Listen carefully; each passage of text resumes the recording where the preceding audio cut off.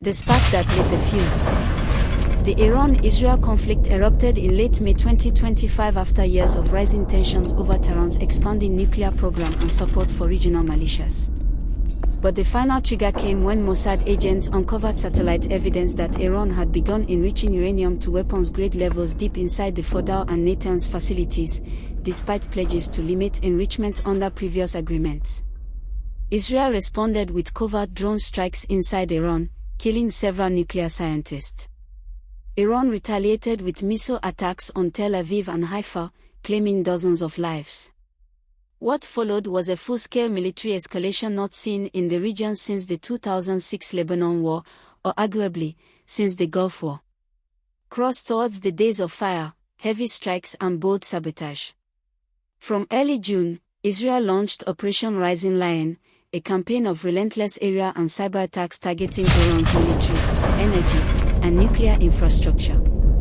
This included precision airstrikes on Natanz, Isfahan, and Fordow using US-supplied bunker buster bombs. Drones allegedly piloted by Mossad also sabotaged radar and communication systems deep in Iran's defense grid. In retaliation, Iran unleashed a barrage of over 400 missiles and suicide drones at Israeli cities, military bases, and nuclear sites. Several Israeli Iron Dome batteries were overwhelmed. Civilians were killed in Beersheba, and the IDF headquarters in Tel Aviv suffered direct hits.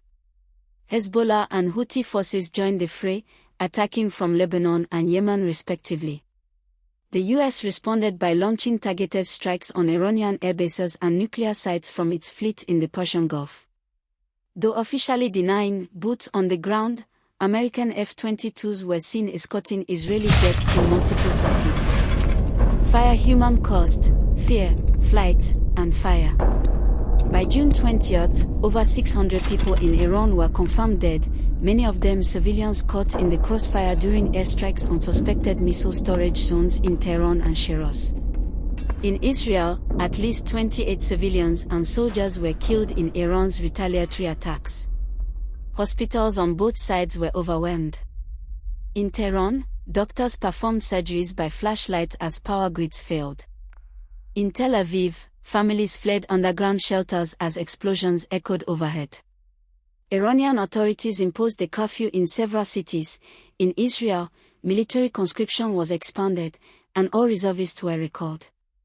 Of the ceasefire and diplomatic pressure. After 3 weeks of fighting, a US-brokered ceasefire went into effect on June 24. Iran halted its attacks at dawn. Israel followed suit by dusk. The deal, signed secretly in Oman and coordinated by Switzerland and Qatar, stipulates no further strikes on each other's soil. Iran halts support to proxies, publicly at least. Israel pauses sabotage efforts and returns to non-military containment. US President Donald Trump, who touted the ceasefire as a historic American success, is set to host Iran U.S. talks next week in Geneva, alongside European mediators. However, trust remains shattered. Iran's parliament voted immediately after the ceasefire to suspend cooperation with the IAEA, blocking inspectors from accessing nuclear sites. Tehran has also executed 3 alleged spies linked to Mossad, drawing international condemnation. Chat increasing with yen economic and strategic fallout. Strangely, Israel's stock market soared during the war. Analysts attribute the rise to confidence in Israel's technological and defense sectors, both of which saw record orders and foreign investment. The shekel hit a 2-year high.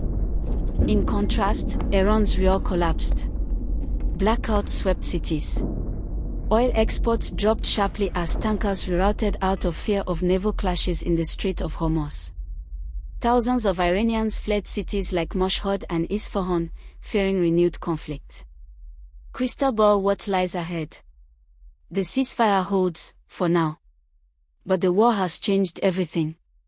Iran's nuclear program is crippled but not destroyed. Israel has demonstrated deep operational reach inside Iran. American military presence in the region has increased dramatically.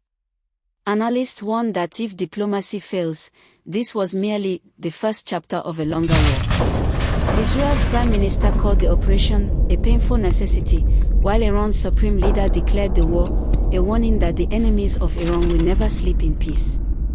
The world watches Geneva closely. One misstep, and the fire may return.